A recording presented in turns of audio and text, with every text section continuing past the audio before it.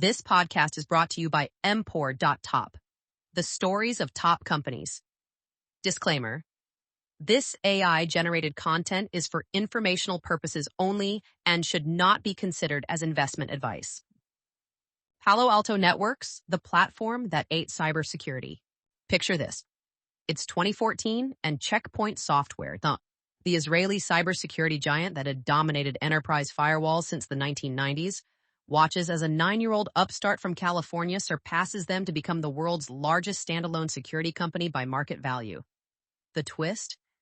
The architect of Check Point's defeat was one of their own founding engineers. This is the story of Palo Alto Networks, a company that entered the crowded firewall market in 2005, years after the incumbents had staked their claims, and somehow emerged as the $100 billion platform that would reshape cybersecurity. When the company went public on July 20th, 2012, raising $260 million in what became the fourth largest tech IPO of that year, few could have predicted its trajectory.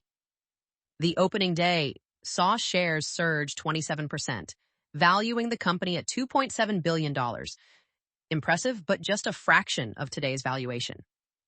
Today, Palo Alto Networks commands a market cap of $121.27 billion, serving over 70,000 organizations across 150 countries, including 85 of the Fortune 100. But the real story isn't just about market dominance. It's about how a company systematically dismantled the traditional cybersecurity model and rebuilt it as a platform play. The question that haunts every late entrant: how do you win when you're years behind? Palo Alto's answer would reshape not just firewalls, but the entire cybersecurity industry. This is a tale of 3 acts: the revolutionary product that shouldn't have worked, the platform vision that almost failed, and the M&A machine that consumed $4 billion to build what became cybersecurity's most comprehensive suite. What makes this story particularly compelling for investors is the transformation under CEO Nikesh Arora, who joined in 2018 from Google and SoftBank. Under his leadership, the company has achieved something rare in enterprise software, maintaining the rule of 50, where revenue growth rate plus free cash flow margin exceeds 50% for 5 consecutive years, while simultaneously executing one of the most aggressive acquisition strategies in tech history. As we dive into this journey, we'll explore how a company founded by a disgruntled Check Point alumnus became the platform that would eventually eat cybersecurity one acquisition at a time. The conference room at Check Point Software's Tel Aviv headquarters buzzed with tension in 1999. Nir Zuk, one of the company's founding engineers and the architect of their revolutionary stateful inspection firewall technology, was having yet another heated debate about product direction. Check Point had become the darling of enterprise security, but Zuk saw storm clouds gathering. The internet was evolving faster than their firewall could adapt, and he believed the company was becoming complacent. "We need to think beyond packets and ports," Zuk argued to deaf ears. The company that had pioneered modern firewalls seemed content to milk their cash cow. Frustrated, Zuk made a decision that would set in motion a chain of events leading to Check Point's eventual dethroning. He quit. But Zuk wasn't done with security. In 1999, he founded OneSecure, developing what would become the industry's first intrusion prevention system, IPS, a technology that didn't just detect threats, but actively block them. The timing was prescient. As the dot-com boom accelerated, so did the sophistication of cyber attacks. NetScreen Technologies, hungry for differentiation in their battle against Check Point and Cisco, acquired OneSecure in 2002 for an undisclosed sum. The NetScreen chapter should have been Zuk's victory lap. The company was growing rapidly, challenging the incumbents with innovative hardware-software combinations. Then, in 2004, Juniper Networks swooped in with a $4 billion acquisition, one of the largest security deals of its time. Zuk found himself inside yet another tech giant, and history began repeating itself. It was like Groundhog Day, Zuk would later tell colleagues. The Juniper bureaucracy made NetScreen's innovation cycles feel glacial. Product decisions required endless committees. A simple feature update that should have taken weeks stretched into months. By 2005, Zuk had seen enough. The same restlessness that drove him from Check Point was back. But this time, he had a clearer vision of what needed to be built. Three insights crystallized during his final months at Juniper. First, the enterprise network security market was exploding, driven by regulatory compliance, data breaches, and the proliferation of web applications. Second, virtualization was about to change everything. VMware had just gone public, and the implications for security were profound. Third, and most importantly, the entire security industry was stuck in a hardware-centric mindset when the future was clearly software. The firewall market in 2005 was dominated by appliance vendors selling expensive boxes. Check Point charged $50,000 plus for high-end firewalls. Cisco's ASA series commanded similar prices. These were purpose-built devices, powerful but inflexible. Zuk saw an opportunity. What if you could deliver better security through software running on commodity hardware, updated continuously rather than through periodic firmware releases? But there was a deeper problem that everyone in security knew but few admitted. Traditional firewalls were becoming blind. Applications had learned to hide.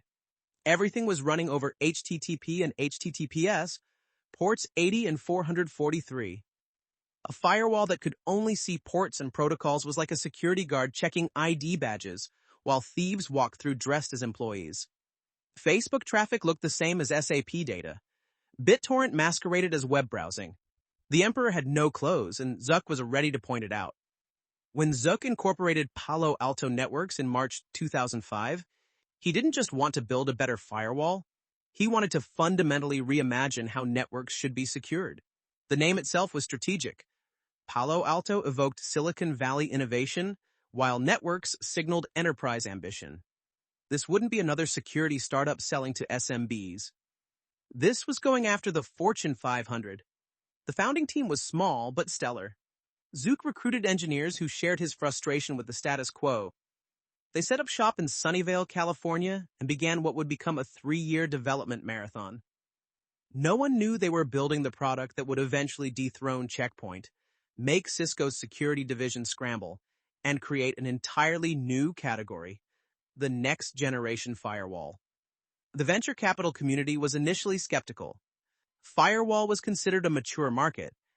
The incumbents were entrenched. Why would enterprises rip out perfectly functional Check Point or Cisco gear? But Zuk had an answer that would soon convert the doubters. Because their firewalls can't actually see what's happening on their networks anymore. The stage was set. The security industry was about to learn what happens when you combine a brilliant engineer's frustration, perfect market timing, and a technology vision that was just radical enough to work. Palo Alto Networks was born not to compete in the firewall market, but to make traditional firewalls obsolete. The prototype sat on a desk in Palo Alto Networks' cramped Sunnyvale office, a Frankenstein's monster of circuit boards and cooling fans. It was 2007, and after 2 years of development, Nir Zuk's team had built something that shouldn't have been possible. A firewall that could identify applications regardless of port, protocol, or encryption. They called it App ID, and it would become the cornerstone of a new category, Show Me Facebook, a potential customer challenged during an early demo. Within seconds, the interface lit up with granular detail. Not just Facebook traffic, but Facebook chat, Facebook video, Facebook games, each identified and controllable separately. The customer's next question revealed the magnitude of what Palo Alto had built. Can you block Farmville but allow the rest of Facebook? The answer was yes. This was revolutionary. Traditional firewalls were like nightclub bouncers who only checked if people were wearing formal attire, ports, and protocols. Palo Alto's next-generation firewall was like having bouncers who could identify every individual, know their intentions, and make real-time decisions about what they could access. The technology stack required to achieve this was staggering. Deep packet inspection, application signatures, heuristic analysis, and later machine learning, all running at wire speed. The technical breakthrough went beyond App ID. The company introduced User ID, linking network traffic to actual people through Active Directory integration. Content ID provided real-time threat prevention. Together, these formed what Zuk called positive security, defining what should be allowed rather than trying to block everything bad, a losing game in cybersecurity. But building revolutionary technology was only half the battle. Palo Alto needed to convince enterprises to rip out their existing infrastructure, a proposition that typically induced panic in IT departments. The key insight? Don't position it as a replacement initially. Instead, deploy it alongside existing firewalls in monitor mode, letting customers see what they were missing. The results were shocking. One Fortune 500 company discovered that 40% of their network traffic was unclassified by their existing Cisco firewalls. Another found that their blocked peer-to-peer applications were still running, just disguised as HTTPS traffic. The visibility alone was worth the price of admission. Palo Alto Networks introduced the first NGFW in 2008, 3 years after the company's founding, a development timeline that would seem glacial by today's standards, but reflected the fundamental re-architecting required. The early customers who took the leap were rewarded with insights that transformed their security posture. Funding this vision required deep pockets and patient capital. The venture community, initially skeptical, began to take notice as proof-of-concept deployments showed dramatic results. Sequoia Capital led the Series A round in 2005 with $9.4 million. Greylock Partners joined subsequent rounds, ultimately investing over $66 million before the IPO. The board meetings during this period were legendary for their intensity. Zuk would arrive with network traffic captures showing how traditional firewalls were failing, turning investor education into security masterclasses. The validation came in 2011 when Gartner began listing Palo Alto Networks as a leader on its enterprise firewall Magic Quadrant. A remarkable achievement for a 6-year-old company competing against decades-old incumbents. This wasn't just industry recognition. It was rocket fuel for the sales team. Enterprise buyers, notoriously risk-averse, suddenly had air cover to purchase from the upstart. Building the go-to-market engine proved as complex as the technology. Palo Alto couldn't just hire traditional firewall salespeople. They needed evangelists who could articulate why everything customers believed about network security was wrong. The company developed a unique sales methodology. Start with a proof-of-value deployment. Show the customer what they're missing, then expand from there. It was consultative selling meets shock therapy. The channel strategy was equally unconventional. Instead of competing for mind share with established vendors at traditional resellers, Palo Alto cultivated relationships with next-generation partners who understood cloud transformation and DevOps. They created the industry's most generous partner margins, sometimes exceeding 40%, betting that superior economics would attract superior partners. As 2012 approached, the company had reached an inflection point. Revenue was accelerating, the product market fit was undeniable, and the venture investors were pushing for liquidity. The IPO window was open, but the timing required careful consideration. Facebook's botched IPO in May 2012 had spooked the market. Would investors understand a cybersecurity pure play in a market dominated by diversified giants? The IPO roadshow became Nir Zuk's masterclass in market education. Instead of traditional financial presentations, he demonstrated live attacks being blocked by Palo Alto firewalls while competitors failed. One memorable moment, showing a Fortune 500 company's checkpoint firewall missing 67% of application traffic during a side-by-side comparison. The demo was worth 1,000 slides. On July 20th, 2012, Palo Alto Networks went public at $42 per share, raising $260 million. The stock closed its first day at $53.38, a 27% pop that valued the company at $3.4 billion. It was the fourth largest tech IPO of 2012, and more importantly, it validated a new category. The next-generation firewall wasn't just a feature upgrade, it was a fundamental reimagining of network security. But the real measure of success wasn't the IPO proceeds or the first-day pop. It was what happened next. Enterprises began wholesale replacements of their traditional firewall infrastructure. The impossible had happened. A 7-year-old company had created a technology so compelling that CISOs were willing to rip and replace the foundation of their security architecture. The next phase of growth would test whether Palo Alto could evolve from a one-product wonder into a platform company. The champagne from the IPO celebration had barely gone flat when reality set in. Being a public company meant quarterly earnings calls, analyst scrutiny, and the relentless pressure to grow. The firewall market, while large, wasn't infinite. Wall Street's first question was predictable. What's next? Mark McLaughlin, who had taken over as CEO in 2011 from founding CEO Lane Bess, faced a classic innovator's dilemma. Palo Alto had built the best firewall in the world, but being a one-product company in cybersecurity was like being a one-hit wonder in music, impressive but ultimately limiting. The board meetings in late 2012 were exercises in strategic soul-searching. Should they go deep and dominate firewalls or go broad and build a platform? The answer came from customers themselves. During a 2013 visit to a major bank, the CISO pulled McLaughlin aside. "Your firewall shows me threats, but I need help responding to them. I have 17 different security vendors. My team spends more time correlating alerts than stopping attacks." This wasn't an isolated complaint. It was an industry-wide cry for help.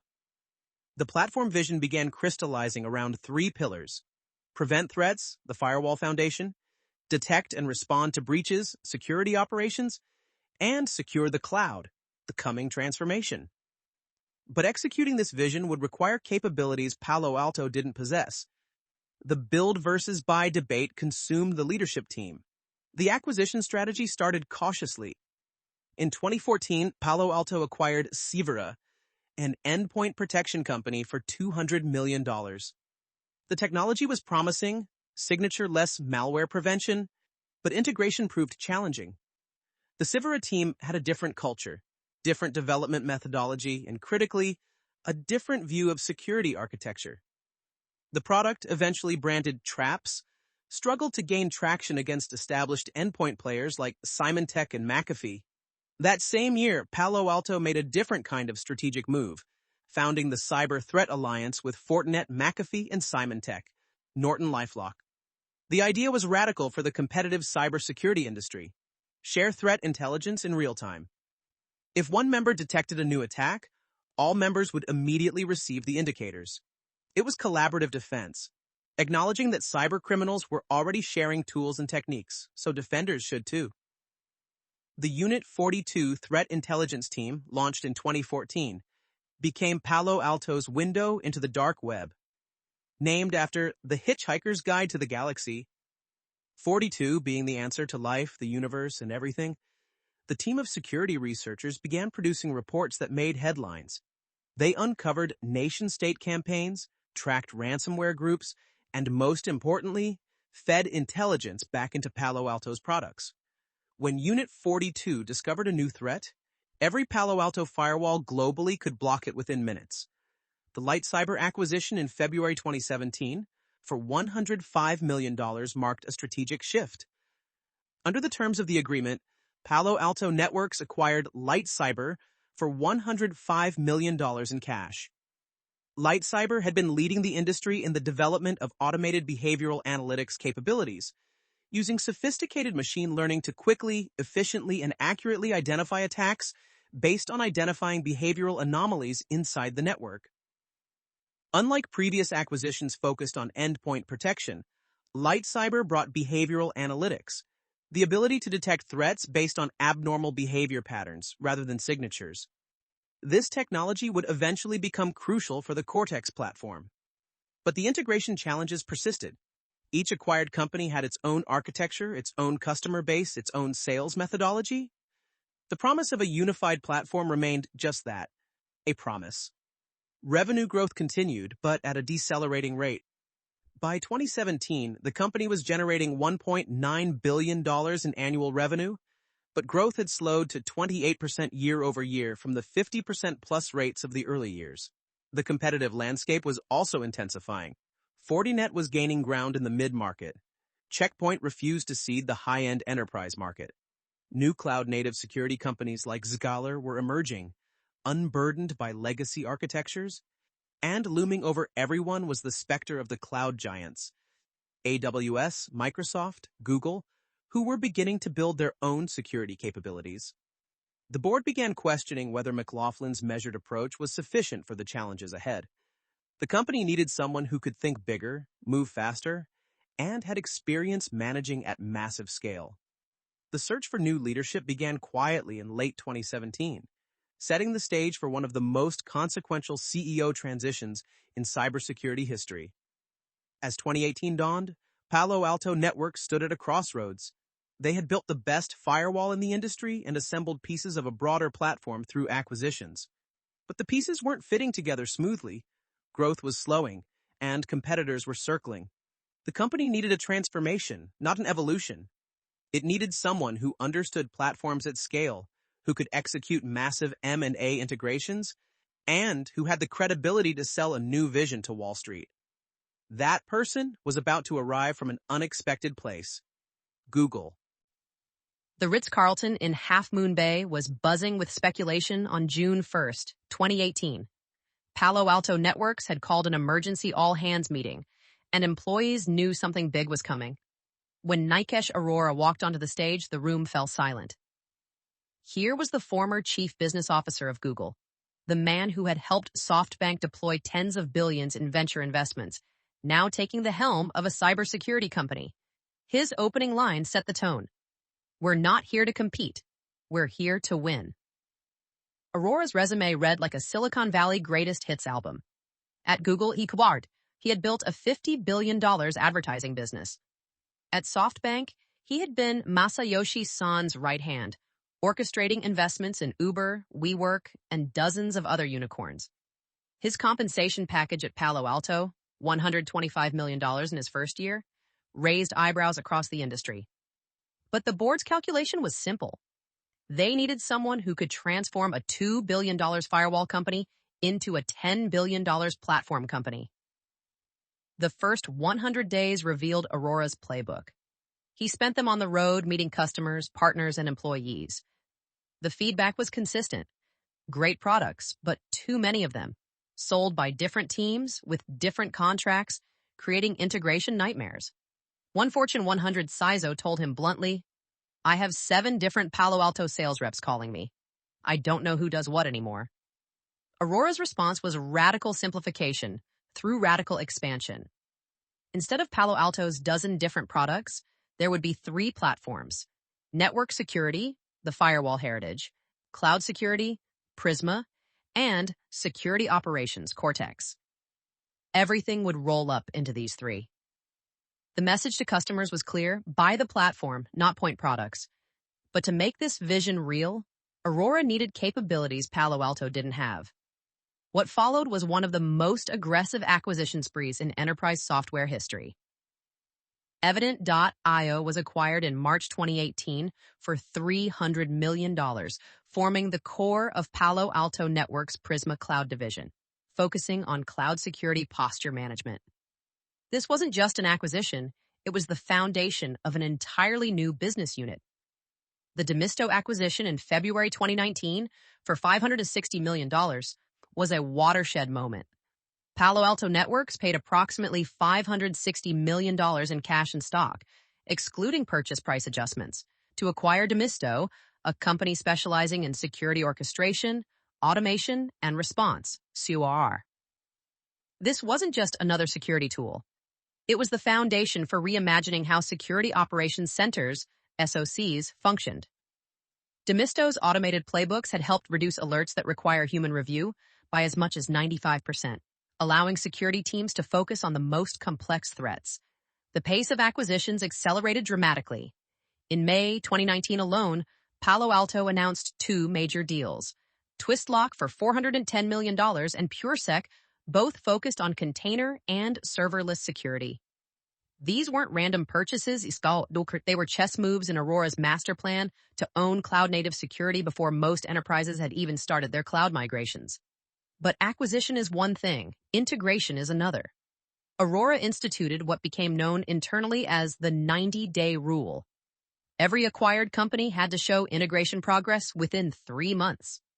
Engineering teams were co-located, product roadmaps were merged, sales compensation was restructured to incentivize platform sales over point products. The message was clear: no more silos. The financial impact of this strategy was initially painful. Operating margins compressed as the company absorbed acquisition costs and invested in integration. Stock analysts questioned the strategy, especially when quarterly earnings calls revealed the complexity of merging 17 different companies' technologies. One memorable analyst question from 2019: how do you avoid becoming the computer associates of cybersecurity? Referring to the notorious roll-up strategy that had failed spectacularly in the past. Arora's response was to double down. He instituted quarterly platform reviews where customers could see live demonstrations of how the various pieces worked together. Instead of 17 different dashboards, there would be 3. Instead of multiple agents on endpoints, there would be 1. The vision was compelling, but execution would determine success. The transformation wasn't just technological, it was cultural.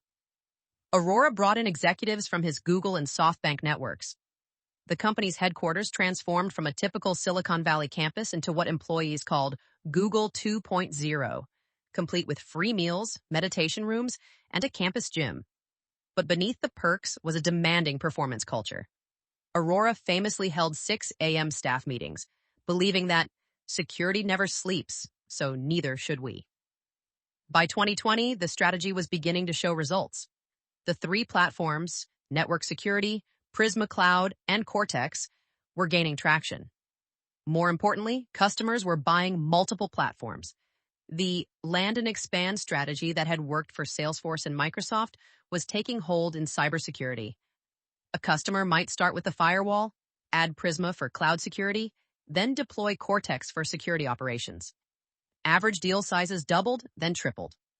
The pandemic became an unexpected accelerant. As enterprises rushed to enable remote work, traditional perimeter-based security models collapsed. Palo Alto's cloud-native approach suddenly looked prescient. Revenue growth, which had been decelerating before Arora's arrival, re-accelerated. The stock, which had languished in the $200 range for years, began its march toward $500, but the real validation came from competitors. Cisco announced a major restructuring of its security business to match Palo Alto's platform approach. Fortinet accelerated its own acquisition strategy. Even Microsoft, with its massive security business, began positioning itself as a platform player. The industry had received the message: the future of cybersecurity was platforms, not point products. As 2021 dawned, Arora made a bold prediction at the company's Analyst Day. Palo Alto would reach $15 billion in revenue by 2030. Given that the company had just crossed $4 billion, it seemed audacious. But with next-generation security annual recurring revenue growing at 40% year over year, suddenly the impossible seemed merely difficult. The transformation from firewall vendor to platform company was complete. Now came the hard part, proving the model could scale. The war room on the 5th floor of Palo Alto Networks headquarters had become legendary by 2020. Whiteboards covered with code names, Project Thunder, Project Lightning, Project Storm, mapped out potential acquisitions worth billions. Nikesh Arora would often be found there at midnight, video conferencing with bankers in New York or negotiating with founders in Tel Aviv. This wasn't corporate development. This was corporate transformation at warp speed. The playbook had evolved from the early, sometimes painful integrations. Each acquisition now followed a precise 100-day integration plan. Day 1, all-hands meeting with the acquired company. Day 30, technical architecture review and integration roadmap. Day 60, sales enablement and customer communications. Day 90, first integrated product release or clear timeline. Day 100, success metrics review with the board. The Expanse acquisition, initially announced in November 2020 for $800 million and later revised to $1.25 billion, epitomized this new discipline. Expanse had built technology to discover and monitor companies' internet-facing assets, the attack surface that hackers probe for vulnerabilities. Within 90 days of closing, Expanse's capabilities were integrated into Cortex, giving customers visibility into assets they didn't even know they had. One Fortune 500 customer discovered 3,000 forgotten web servers through the technology, 400 of which had critical vulnerabilities. But not every acquisition was smooth. The integration of the various cloud security assets, RedLock, TwistLock, PureSec, and Aperito, into Prisma Cloud proved particularly challenging. Each had different architectures, different pricing models, different customer bases. Engineers from 4 different companies suddenly had to work as one team. The initial releases were, in the words of one customer, Frankenstein's monster. You could see the seams. Arora's response was characteristic. He moved his office to the Prisma Cloud building for 3 months. Every morning at 7 a.m., he held integration stand-ups. Every evening, he reviewed code commits. The message was unmistakable. This had to work. By the end of 2020, Prisma Cloud had evolved from a collection of tools into a unified platform protecting over 2 billion cloud resources. The acquisition strategy wasn't just about technology, it was about talent. Bridgecrew, acquired in 2021, brought not just shift-left security capabilities, but also a team that understood developer workflows. Cybersecurity, acquired in 2022, added expertise in DevSecOps. These weren't acqui hires in the traditional Silicon Valley sense. These were strategic talent acquisitions where the people were as valuable as the products. The numbers told the story. Between 2018 and 2023, Palo Alto Networks spent over $4 billion on acquisitions. 17 companies were absorbed into the platform. But unlike traditional roll-ups where acquired companies operated independently, these were true integrations. By 2023, you couldn't buy Demisto or Twistlock or Redlock. You bought Cortex or Prisma, platforms that incorporated all these technologies seamlessly. The integration challenges were real and ongoing. Customer support teams struggled to keep up with the pace of change. Documentation lagged product releases. Training materials became obsolete almost as soon as they were created. One partner memorably complained, "Every time I learn your product portfolio, you change it." But the financial results began to vindicate the strategy. Platform customers, those buying 2 or more of the 3 major platforms, showed 40% lower churn rates than single-product customers. Average contract values for platform deals exceeded $1 million, compared to $100,000 for point products. Most tellingly, competitive win rates increased when Palo Alto could position the full platform against point solution competitors. The Talon Cybersecurity acquisition in 2024 marked a new phase. Rather than bolting on capabilities, Talon's enterprise browser technology represented a fundamental rethinking of how security should be delivered.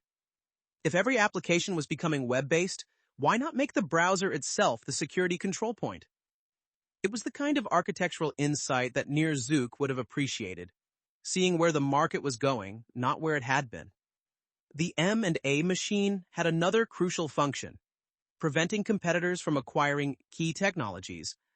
Several acquisitions were defensive, buying companies that Palo Alto knew Microsoft or Cisco were eyeing.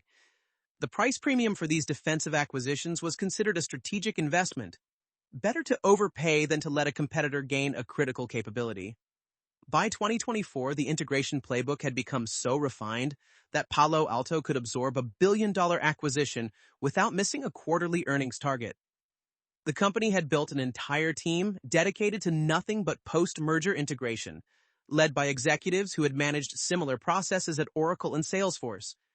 They had turned M&A from an art into a science. Yet, challenges remained. The sheer complexity of the platform made it difficult for some customers to adopt. The sales cycle for platform deals could stretch to 18 months. Competitors argued that Palo Alto's Swiss Army knife approach sacrificed best-of-breed capabilities for integration. And always lurking was the question, what happens when you run out of companies to buy? As 2025 progressed, the M&A machine showed no signs of slowing. The war room whiteboards filled with new code names. The integration teams prepared for their next missions. The transformation that had begun with Arora's arrival was entering its next phase, proving that a platform built through acquisition could innovate as fast as one built organically. The jury was still out, but the early returns were promising. The earnings call on August 19, 2024 was supposed to be routine.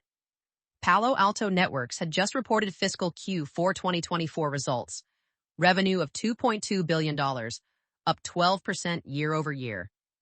The numbers were solid, but what happened next shocked Wall Street. CFO Deepak Galecha announced that the company was platformizing, essentially giving away point products to accelerate platform adoption. The stock cratered 15% in after-hours trading. By morning, $20 billion in market value had evaporated. But Arora was playing a longer game. "We're not interested in theatrical growth," he told investors on the emergency call the next morning. "We're building a generational company." The strategy was audacious. Sacrifice short-term revenue for long-term platform dominance. Free firewalls for Prisma Cloud customers. Free endpoint agents for firewall customers. The message was clear. We'll give away products worth thousands to sell platforms worth millions. The financial transformation under Arora had been remarkable. When he arrived in 2018, Palo Alto generated $2.9 billion in annual revenue. The trailing 12-month revenue for Palo Alto Networks is $9.2 billion as of August 2025, representing a more than tripling of the business. But the real story was in the composition of that revenue. Subscription and support revenue now exceeded product revenue. The company had successfully transitioned from a hardware vendor to a software platform. The next-generation security ARR, annual recurring revenue metric, became Aurora's North Star. This excluded the legacy firewall business and focused purely on the new platform offerings. By fiscal 2025, next-gen security ARR reached $4.5 billion, growing at 40% year-over-year, even as the overall business grew at 15%. The message to investors was clear. Look through the headline numbers to see the transformation underneath. The Rule of 50 achievement, where revenue growth rate plus free cash flow margin exceeds 50%, for 5 consecutive years, was unprecedented in cybersecurity. Few companies had managed to balance growth and profitability so effectively. In fiscal 2025, with 15% revenue growth and 38% free cash flow margins, Palo Alto hit 53 on the Rule of 50, outperforming even much smaller, faster-growing competitors. The most recent results validated the strategy. Q2 fiscal 2025 revenue grew 14% year-over-year to $2.3 billion, with fiscal second quarter revenue grew 14% year-over-year to $2.3 billion, while next-generation security AR grew 37% year-over-year to $4.8 billion. The divergence between overall growth and next-gen security growth told the story of the transformation. The legacy business was maturing, while the platform business was exploding. Remaining performance obligation grew 21% year-over-year to $13.0 billion, providing visibility into future revenue. This metric became crucial for investors trying to value the company. Unlike traditional software companies with predictable SaaS revenues, Palo Alto's mix of hardware, subscriptions, and services made modeling challenging. The RPO growth suggested customers were making longer-term commitments, a vote of confidence in the platform strategy. The competitive landscape had evolved dramatically. Fortinet, long considered Palo Alto's primary rival in firewalls, was struggling to match the platform breadth. Check Point had essentially seeded the growth market, focusing on maintaining its installed base. CrowdStrike emerged as a formidable competitor in endpoint security but lacked network and cloud capabilities. Microsoft, with its massive security business, was perhaps the most dangerous competitor, but its solutions were often seen as good enough rather than best of breed. The market position metrics told a story of dominance. Palo Alto held approximately 35% market share in enterprise firewalls, nearly double its nearest competitor. In SASE, Secure Access Service Edge, despite being a late entrant, the company had quickly captured 15% market share. The Cortex platform competed effectively against pure-play SOAR vendors like Splunk, now part of Cisco, and emerging players like SentinelOne. But the financial performance wasn't without controversy. The platformization strategy, essentially giving away products to drive platform adoption, had confused investors and analysts. Some viewed it as desperation, others as genius. The reality was more nuanced. Palo Alto was trading short-term revenue for long-term customer lock-in. A customer using all 3 platforms had a switching cost, measured not in dollars but in organizational disruption. The valuation debate raged on Wall Street. At approximately 7x forward revenue, Palo Alto traded at a premium to traditional security vendors, but a discount to high-growth cloud security pure plays. Bulls argued the platform strategy justified the premium. Bears worried about the law of large numbers. How much longer could a $9 billion revenue company grow at double digits? The capital allocation strategy under Arora reflected confidence. The company aggressively bought back stock, retiring nearly $3 billion worth since 2020. The message was clear. Management believed the stock was undervalued. The dividend discussion, a perennial at earnings calls, was consistently deflected. We're still a growth company, Arora would say, even as the company approached $10 billion in revenue. Looking ahead, the company maintained ambitious targets. It reaffirms our faith in our 2030 plans and our $15 billion NGS ARR goal, Arora stated in the Q2 2025 earnings call. This implied a compound annual growth rate of over 20% for the next-generation security business. Aggressive for a company of Palo Alto's size, but not impossible given the market dynamics. The investment in AI and automation was bearing fruit. The company's AI-powered threat detection was blocking zero-day attacks that signature-based systems missed. The Cortex platform was automating incident response, reducing mean time to resolution from hours to minutes. These weren't marketing claims. They were measurable improvements that customers could quantify in reduced breach costs and improved security posture. As fiscal 2025 progressed, Palo Alto Networks stood at an inflection point.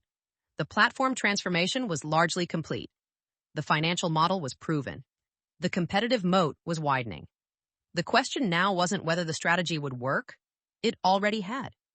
The question was how far it could scale. With cybersecurity spending expected to exceed $500 billion globally by 2030, the opportunity was massive. Whether Palo Alto could capture its fair share while maintaining profitability would determine whether it became the next $200 billion security giant or remained a very successful $100 billion also ran.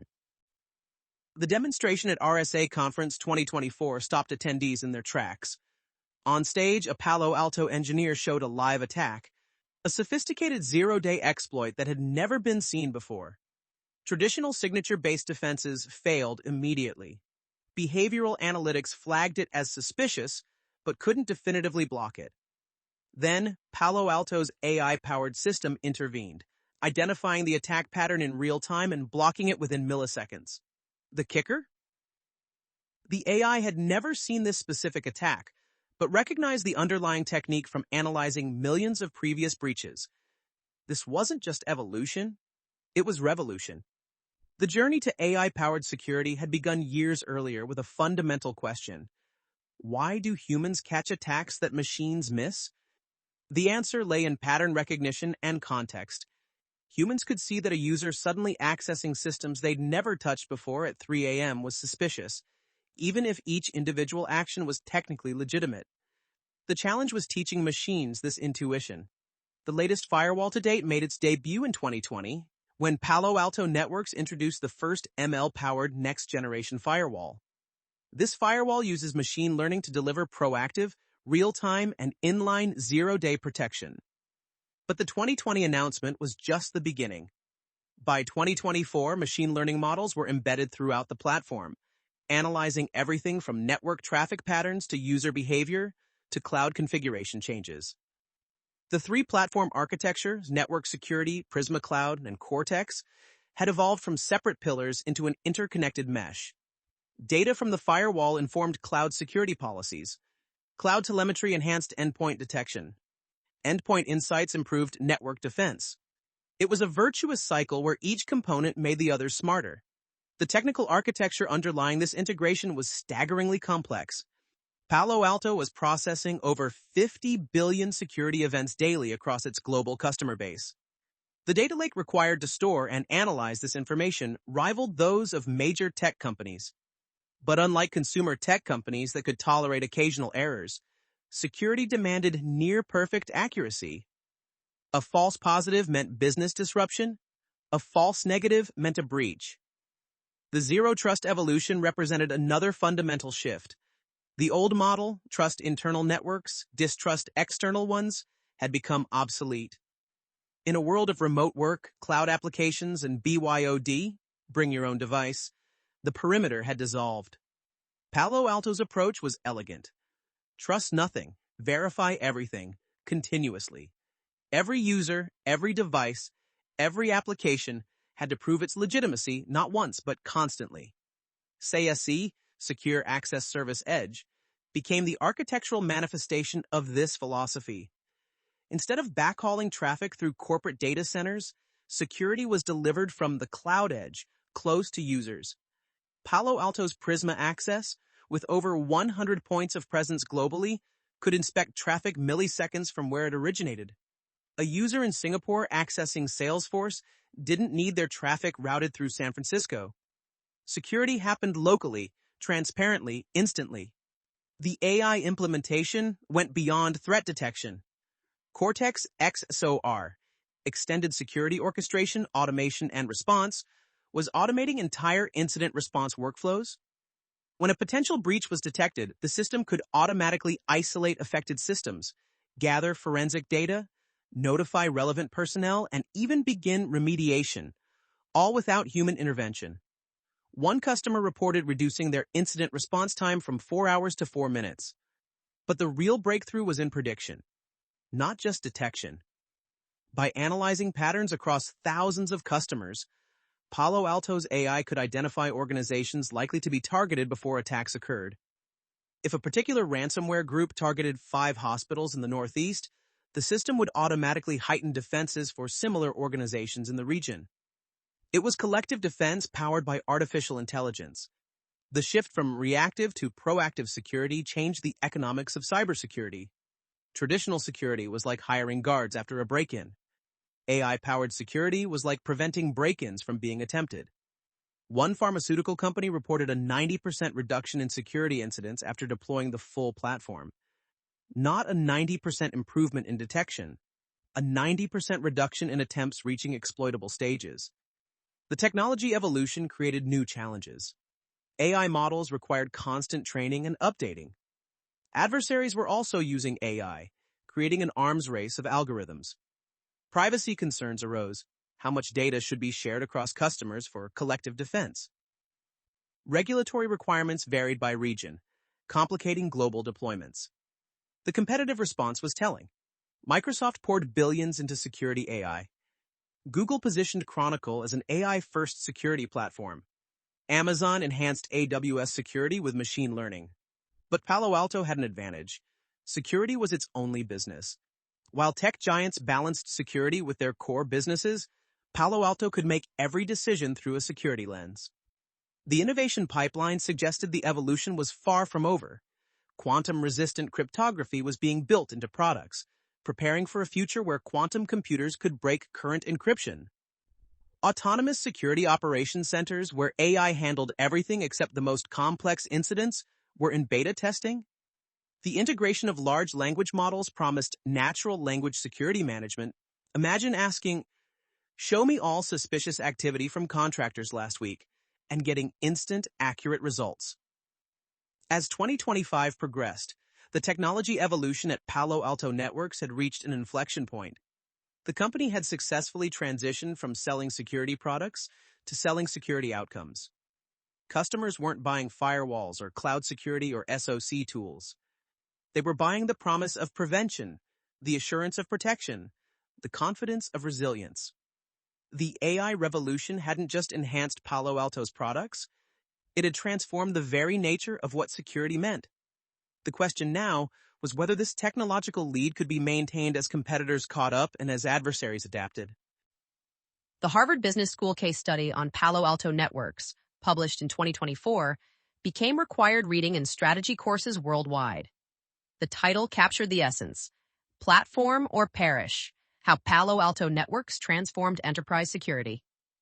But the real lessons went deeper than a catchy headline. This was a masterclass in strategic transformation under extreme pressure. Lesson 1.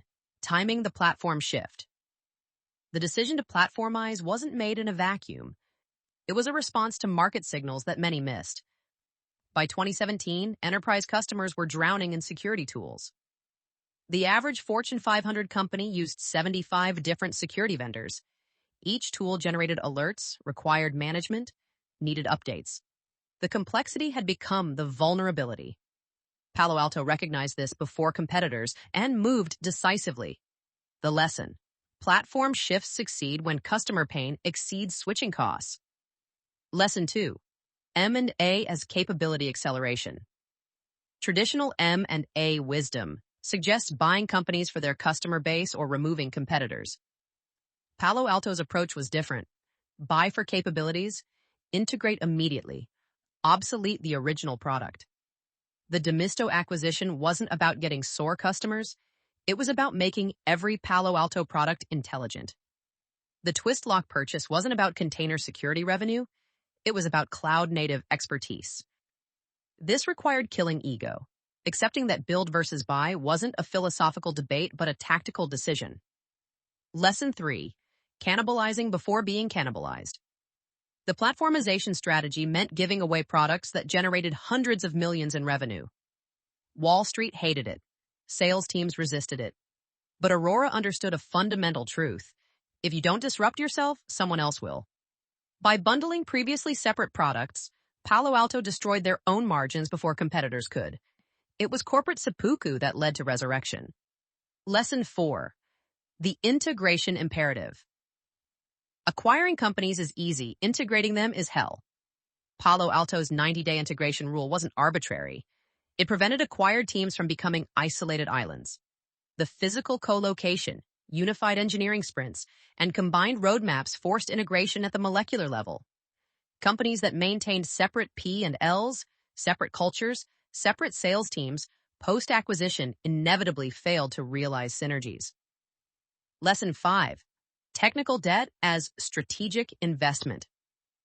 Every acquisition brought technical debt, different coding languages, architectures, design philosophies. The temptation was to maintain these differences to avoid disruption. Palo Alto took the opposite approach, accept short-term pain for long-term gain. They spent millions rewriting acquired code to fit their architecture. It delayed product releases and frustrated engineers, but it created a unified platform that competitors couldn't match. Lesson 6. The talent arbitrage. Silicon Valley fought for AI engineers with astronomical salaries. Palo Alto competed differently. They acquired companies in Israel, Europe, and Asia where talent was exceptional but valuations were reasonable. Then they retained that talent by giving them bigger missions. Instead of building a startup's point product, they were now building platforms protecting the world's largest organizations. The retention rates post-acquisition exceeded 85%, remarkable in tech M&A. Lesson 7. Customer success as strategy. The platform approach only worked if customers succeeded with it. Palo Alto invested heavily in customer success, not as support, but as strategic consulting. They didn't just sell 3 platforms. They helped customers transform their security operations. This created lock-in stronger than any contract. When a platform becomes embedded in an organization's processes, switching becomes organizational surgery. Lesson 8. The pricing revolution. Traditional enterprise software pricing was based on seats, devices, or capacity. Palo Alto pioneered credit-based pricing. Customers bought credits they could use across any product. This eliminated procurement friction and encouraged platform adoption. A customer could start with firewall credits and later apply them to cloud security without renegotiation. It was Netflix-style subscription for enterprise security. Lesson 9. The ecosystem play. Instead of trying to build everything, Palo Alto created an ecosystem where partners could extend the platform. The Cortex XSOR marketplace had over 500 integrations.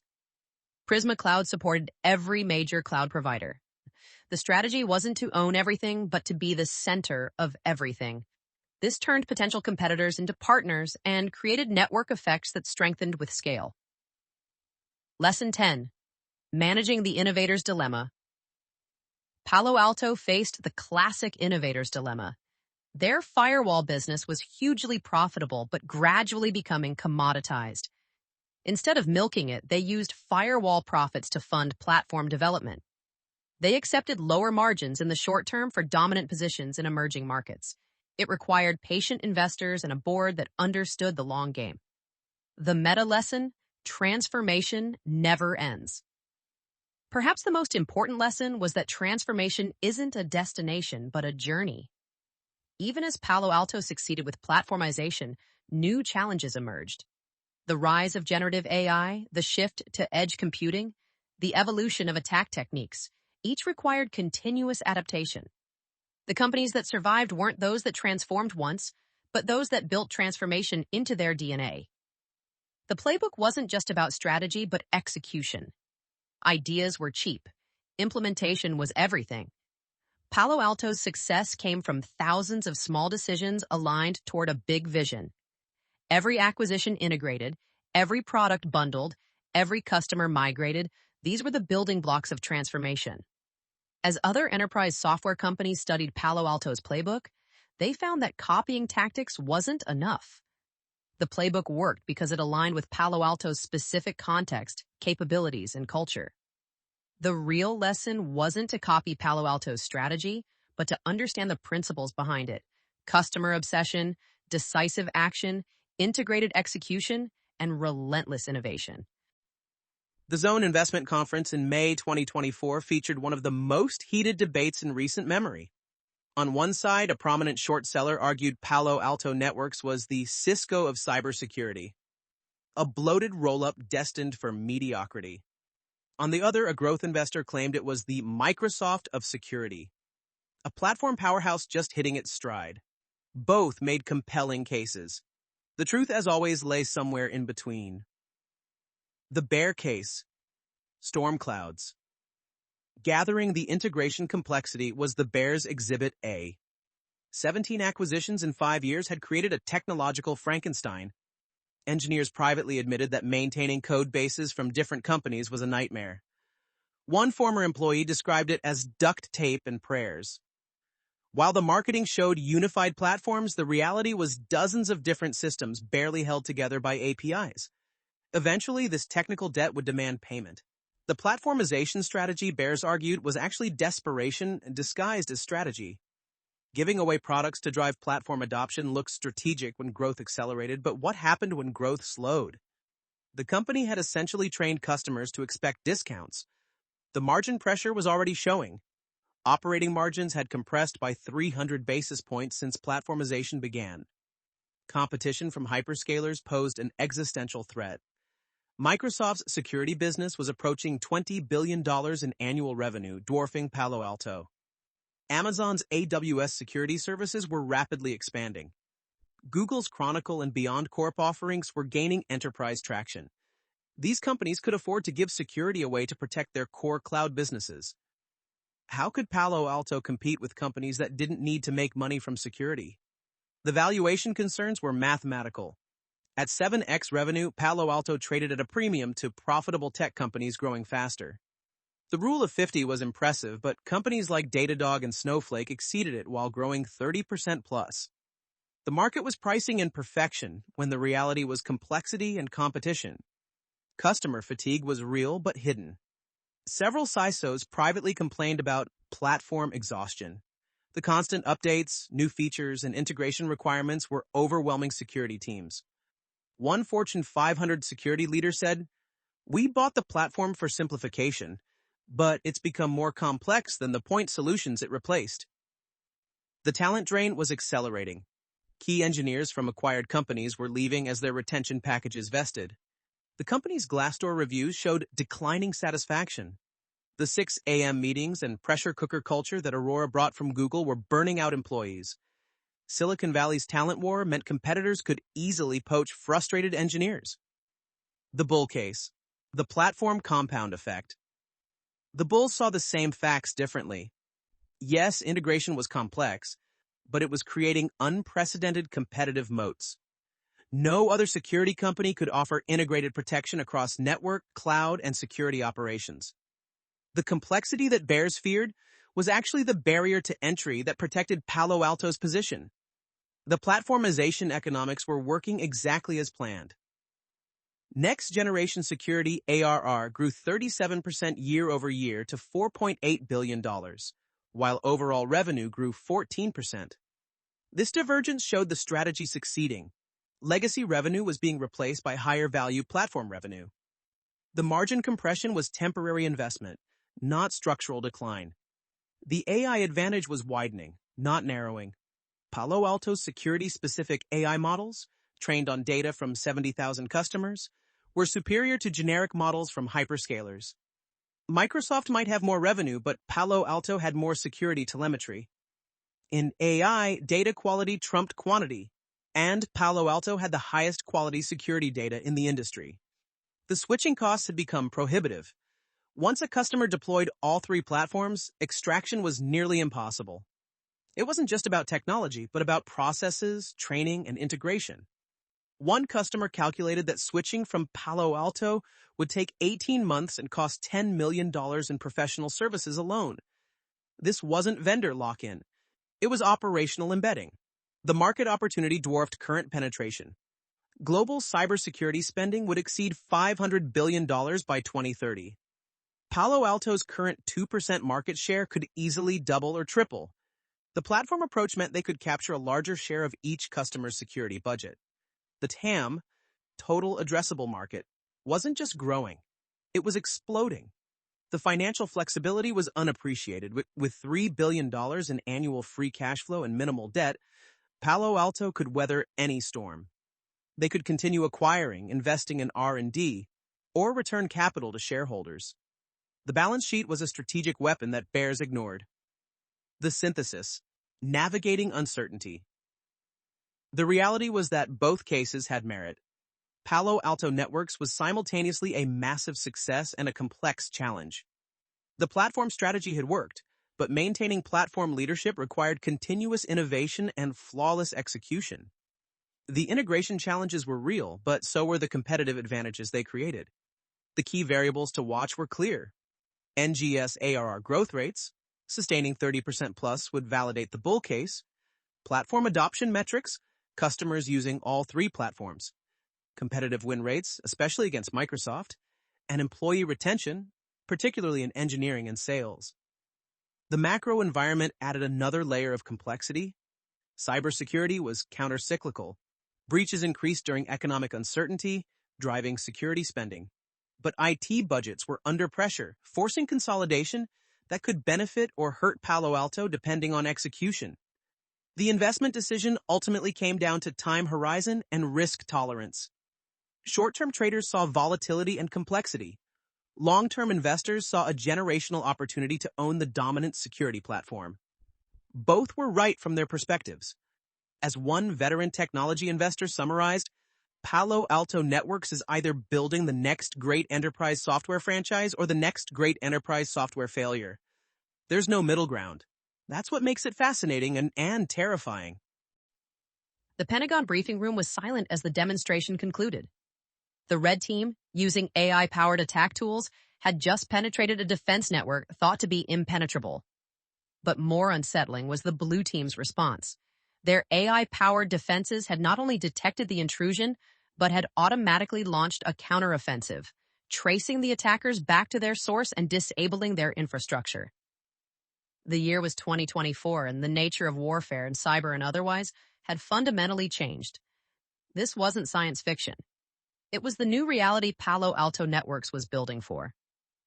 The future of cybersecurity wasn't just about defense, but about active, intelligent, autonomous response. The battlefield had shifted from networks to algorithms, from perimeters to predictions, from human speed to machine speed engagement. The AI arms race was accelerating exponentially. Attackers were using large language models to write perfect phishing emails in any language, generate polymorphic malware that changed its signature every millisecond, and orchestrate attacks that adapted in real time to defensive measures. The old paradigm of signature-based detection was as obsolete as castle walls in the age of aircraft. Palo Alto's response was to build what they called precision AI, models trained specifically on security data rather than general-purpose AI adapted for security. The difference was crucial. While ChatGPT could write a convincing phishing email, Palo Alto's AI could identify it by analyzing millions of subtle patterns invisible to humans or generic AI. It was the difference between a general practitioner and a specialist surgeon. The cloud-native transformation was reshaping the attack surface. By 2025, over 50% of enterprise workloads ran in public clouds. Traditional security models, designed for static, on-premise infrastructure, were were failing catastrophically.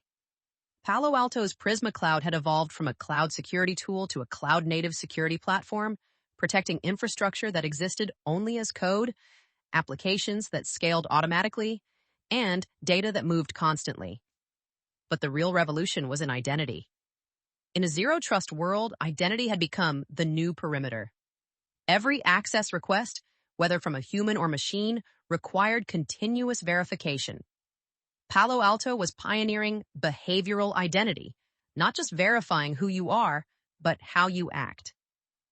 A legitimate user suddenly accessing systems they'd never touched at unusual times from unexpected locations would trigger automatic intervention, even with valid credentials. The convergence of IT and security operations was inevitable. The traditional separation, IT managed infrastructure, security protected it, no longer made sense. DevSecOps had evolved into what industry leaders called SecOps fusion, where security was embedded in every operational decision. Palo Alto's platforms were designed for this convergence, providing unified visibility and control across traditionally separate domains. Geopolitical tensions had transformed cybersecurity from a business issue to a national security imperative. Nation-state attacks had become so sophisticated that distinguishing between criminal and military operations was impossible. Palo Alto's Unit 42 had become an unofficial intelligence agency, tracking threat actors across borders, sharing intelligence with governments, and sometimes finding themselves in the crossfire of international conflicts. The regulatory landscape was becoming increasingly complex. GDPR in Europe, CCPA in California, and emerging regulations worldwide demanded not just security but privacy, sovereignty, and transparency. Palo Alto had to build products that protected data while respecting regional laws, a technological and legal juggling act that smaller competitors couldn't manage. Quantum computing loomed as both threat and opportunity. While still years from practical deployment, quantum computers could theoretically break current encryption instantly. Palo Alto was already building quantum-resistant cryptography into its products, preparing for a day when mathematical security would need to be completely reimagined. The edge computing revolution was creating new security challenges. With processing moving from centralized clouds to distributed edges, smart factories, autonomous vehicles, IoT devices, security had to follow. Palo Alto was developing micro-security solutions, lightweight protections that could run on devices with minimal processing power but maximum vulnerability. Looking ahead to 2030, success in cybersecurity would require three transformations. First, from detection to prediction, stopping attacks before they started rather than after they succeeded. Second, from human-operated to AI-operated, with humans setting policy but machines executing at superhuman speed. Third, from security as cost center to security as business enabler, where strong security became a competitive advantage, not just a necessary evil.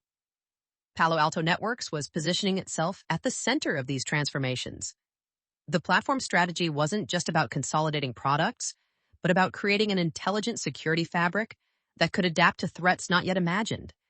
The acquisitions weren't just about buying technology, but about acquiring the capabilities needed for a fundamentally different future.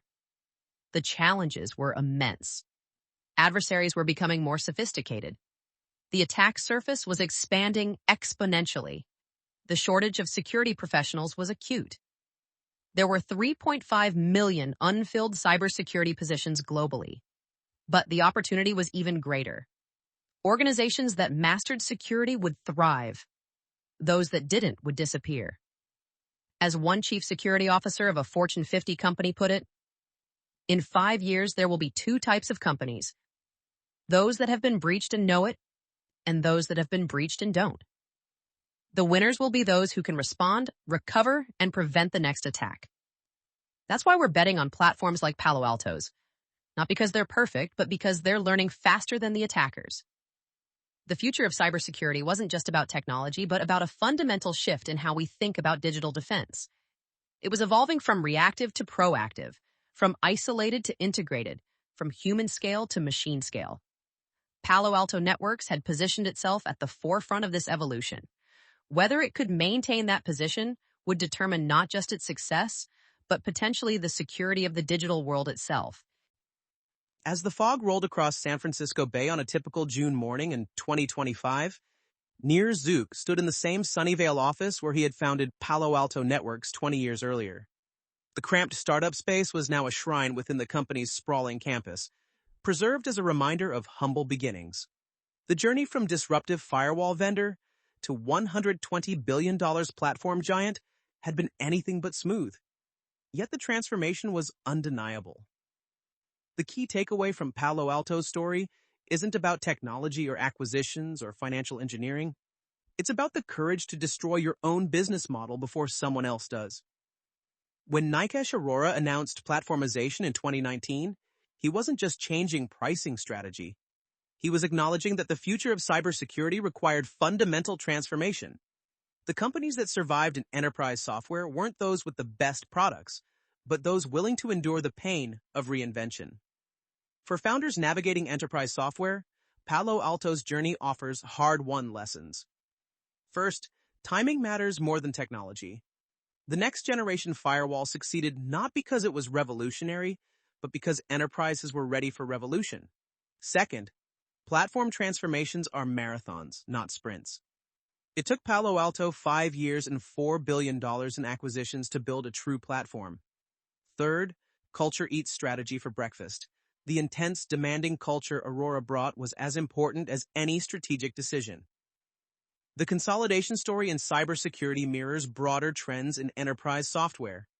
Just as Salesforce aggregated CRM, Microsoft bundled productivity, and Adobe consolidated creative tools, Palo Alto is aggregating security. The pattern is clear. Customers prefer integrated platforms over best-of-breed point solutions, even if individual components are inferior. Convenience and integration trump perfection. But Palo Alto's story also reveals the costs of platform building, the technical debt from acquisitions, the cultural challenges of integration, the financial pressure of transformation. These aren't bugs, but features of the platform playbook. Success requires not just vision, but exceptional execution, patient capital, and a willingness to accept short-term pain for long-term gain. The enduring importance of cybersecurity infrastructure cannot be overstated. As every company becomes a technology company, every company becomes a target. The cybersecurity market isn't just growing, it's becoming existential. Organizations that fail to protect their digital assets won't just lose money, they'll lose their right to operate. In this context, Palo Alto Networks isn't just selling products, it's selling survival. Looking forward, 3 questions will determine Palo Alto's trajectory. Can the company maintain innovation velocity while managing platform complexity? Will the integration of AI create sustainable differentiation or become table stakes? Can Palo Alto defend against hyperscalers who view security as a feature, not a business? The answers remain uncertain, but the trajectory is clear. Cybersecurity is evolving from tactical response to strategic imperative, from cost center to competitive advantage, from human scale to machine scale operations.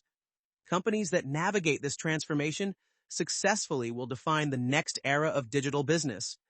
Those that don't will become cautionary tales. The broader lesson for investors is that transformation stories in enterprise software require patience and perspective. The market often struggles to value companies mid-transformation, creating opportunities for those who can see through the complexity to the underlying strategic logic. Palo Alto's journey from $3.4 billion IPO to $120 billion platform validated this patience, but the journey is far from over. As we reflect on Palo Alto Networks' remarkable evolution, perhaps the most striking aspect is how a company built to solve yesterday's problems, application-aware firewalls, transformed itself to address tomorrow's challenges.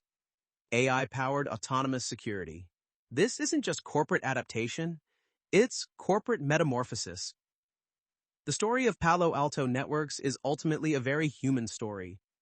It's about Nir Zuk's frustration with the status quo leading to innovation. It's about Mark McLaughlin's steady hand guiding early growth. It's about Nikesh Arora's bold vision, catalyzing transformation. It's about thousands of engineers, salespeople, and support staff building something larger than themselves. In the end, Palo Alto Networks represents both the promise and peril of platform strategies in enterprise software. The promise, unprecedented scale, customer lock-in, and competitive moats. The peril, integration complexity, execution risk, and the constant threat of disruption. The company's success in navigating these tensions will determine whether it becomes the defining cybersecurity company of the next decade or another chapter in Silicon Valley's book of ambitious failures. The final word belongs to a customer, a CISO, at a global bank who has worked with Palo Alto since 2010. They're not perfect. The platform is complex, the pricing is confusing, and the pace of change is exhausting. But when you're defending against nation-states, cyber criminals, and insider threats simultaneously, good enough, integrated beats perfect, isolated every time. That's why we're all in on the platform. In cybersecurity, you don't get points for style, only for stopping breaches. The fog had lifted by noon, revealing the bay in all its glory. Somewhere in those gleaming towers, the next generation of security threats was being conceived. And somewhere else, perhaps in an unremarkable office park in Sunnyvale, the next generation of defenses was being built. The game continues, the stakes rise, and the story of Palo Alto Networks and cybersecurity itself continues to unfold. This podcast is brought to you by Mpor.top as the stories of top companies. Disclaimer. This AI-generated content is for informational purposes only and should not be considered as investment advice.